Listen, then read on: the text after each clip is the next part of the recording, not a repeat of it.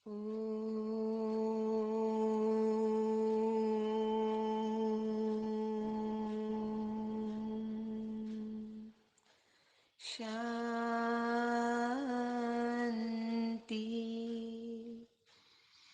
सत्यम शिवम सुंदरम सतचित आनंद स्वरूप सत श्री अकाल मूरत परम पिता परमात्मा सदाशिव, उनकी प्यारी संतान, प्यारे भाइयों तथा बहनों, आज मुरली का मंथन प्रस्तुत करते हैं। उससे पूर्व वो सर्वशक्तिवान परम पिता परमात्मा हम सभी बच्चों का आह्वान कर रहे हैं और एक ऐसे खूबसूरत जहान में ले जाना चाहते हैं जहाँ कोई गम नहीं, कोई गिला नहीं, कोई शिकवा नहीं, कोई शिकायत नहीं। आ चल के तुझे मैं लेके चलूं एक ऐसे गगन के तले, जहाँ गम भी न हो, आंसू भी न हो, बस प्यार ही प्यार पले। एक ऐसे गगन के तले सूरज की पहली किरण से आशा का सवेरा जागे, चंदा की किरण से ढलकर घन घोर अंधेरा भागे। कभी धूप खिले, कभी छाँव मिले, लंबी सी डगर न खले, जहाँ गम भी न हो, आंसू भी न हो, बस प्यार ही प्यार पले। एक ऐसे गगन के तले, जहाँ दूर गगन नजर दौड़ाए, आजाद गगन लहराए, जहाँ दूर नजर दौड़ाए, आजाद गगन लहराए, जहाँ रंग बिरंगे पंछी आशा का संदेशा लाए। सपनों में पली हंसती हो कली, जहाँ शाम सुहानी ढले, जहाँ गम भी न हो, आंसू भी न हो, बस प्यार ही प्यार पले। एक ऐसे गगन के तले, सपनों के ऐसे जहां में, जहाँ प्यार ही प्यार खिला हो, हम जाके वहाँ खो जाए, शिकवा न कोई गिला हो, कहीं बैर न हो, कोई गैर न हो, सब मिल के यूं चलते चले, जहाँ गम भी न हो, आंसू भी न हो, बस प्यार ही प्यार पले। एक ऐसे गगन के तले, आ चल की तुझे मैं लेके चलूं एक ऐसे गगन के तले, जहाँ गम भी न हो, आंसू भी न हो, बस प्यार ही प्यार पले। एक ऐसे गगन के तले, वो परम पिता परमात्मा, वो भगवान शिव कहते हैं बच्चे, अपनी आत्मा का श्रृंगार करो, क्योंकि वो उस जहान में ले जाना चाहते हैं।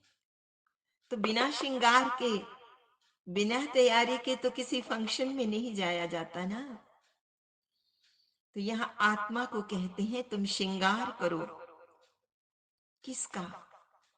ज्ञान का, गुणों का, और रूहानी शक्तियों से अपने आप को सजाओ। इसके साथ साथ इस पतित और विकारी, इस भ्रष्टाचारी दुनिया से दिल नहीं लगाओ। दिल नहीं लगाना है। और आने वाली जो सुंदर दुनिया है, जो पावन, निर्विकारी, श्रेष्ठाचारी, जो परिस्तान है, उसको याद करो। तुम्हें मैं परिस्तान की परियां बनाने के लिए आया हूं। स्वयं को लक्ष्मी नारायण की भांति श्रेष्ठाचारी, दिव्य गुणधारी, स्वराज्य अधिकारी आत्मा बनाने का पुरुषार्थ करो। आगे बाबा ने कहा, जो गरीब बच्चे होते हैं वो बहुत खुश नसीब हैं। देखो, भगवान भी हमेशा गरीब नवाज कहा जाता है। वही एक है जो आकर कहता है, गरीब बच्चे भी खुश नसीब हैं, क्योंकि वो गुप्त वेश में पधारे उस परम पिता परमात्मा को पहचान लेते हैं, जिससे उन्हें सद्गति का वर्षा मिल जाता है। जो साहूकार होते हैं वो तो इसी दुनिया को स्वर्ग समझते हैं। उनको तो अपने कामों से ही फुर्सत नहीं मिलती है। लेकिन जो गरीब हैं, जिनके पास अधिक संपत्ति नहीं है, उन्हें इस दुनिया से वैराग्य भी शीघ्र और सहज हो जाता है, और अंत में उन्हें प्रभु के सिवाय कुछ भी नजर नहीं आता। कुछ याद नहीं आता है। इसलिए वो खुश नसीब है, क्योंकि उनकी बुद्धि एक जगह टिक जाती है, चित्त की वृत्ति ठहर जाती है। जो आत्माएं श्वासोश्वास उस परम पिता परमात्मा की याद में रहती हैं, जिन्होंने सर्व संबंध उसी परम पिता परमात्मा से जोड़े हैं, उन्हें हर संबंधों का वर्षा भी उस रचयिता से प्राप्त होता है। ऐसी आत्माएं ज्ञान और योग से वो स्वयं को रिफ्रेश करती हैं और अन्य आत्माओं को भी रिफ्रेश करती हैं। अतः अपनी चेकिंग करनी है, खुद को देखना है, खुद से बातें करनी है, खुदा से बातें करनी है, चेकिंग करनी है। क्या मैं डिप्रेस को रिफ्रेश कर सकता हूं? निराशावादी को आशावादी और नकारात्मक सोचने वाली आत्मा को सकारात्मक बनाती हूं, बना सकती हूं। इसके साथ साथ हमें अपने स्वीट होम को, अपने घर को, साइलेंस होम को भी याद करना है। संगम युग पर परम पिता परमात्मा द्वारा सभी बच्चों को डबल ताज एवं तख्त प्राप्त होता है। डबल ताज अर्थात प्यूरिटी का ताज, तथा जिम्मेवारियों का ताज।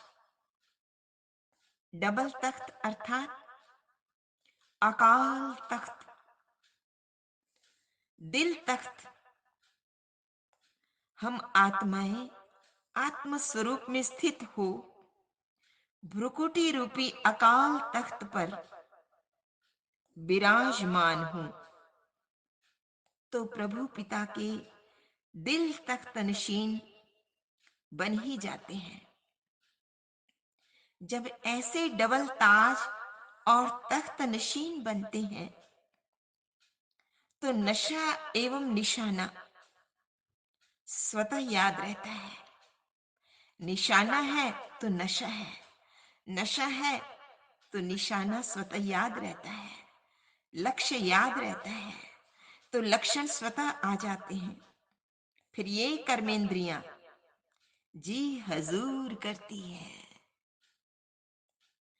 जो ताज और तख्त छोड़ देते हैं, उनका ऑर्डर तो कोई भी कर्मचारी नहीं मानते हैं। ऐसी आत्माएं कमजोर संकल्प होने के कारण कभी भी प्रसन्नचित नहीं रह सकती है। वो कभी खुशी कभी गम के झूले में झूलती रहती है। इसके बजाय उनके मन में कई प्रकार के प्रश्न और कमजोर संकल्प उत्पन्न होते रहते हैं। अन्यों से भी कई प्रकार के प्रश्न वो पूछते रहते हैं, क्योंकि भीतर उतरे तो सर्व प्रश्नों का हल अपने आप आ जाता है। अब प्रश्नों से पार होने का समय है। इसलिए डबल ताज एवं डबल तख्तधारी बनना ही है। बस यही पुरुषार्थ है।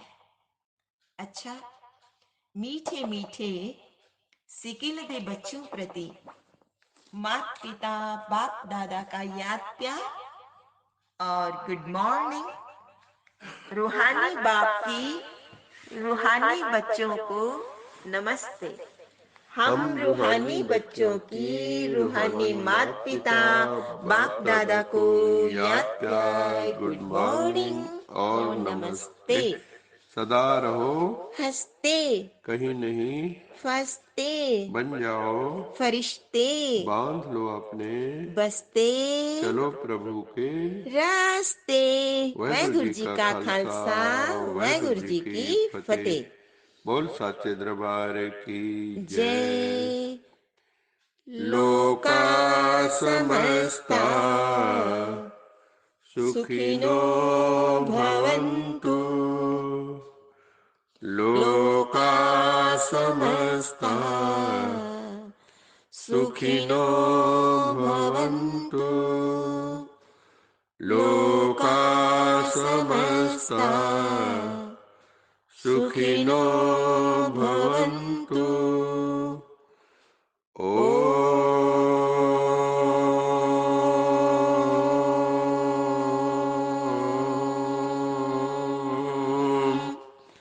शांति शांति। शांति।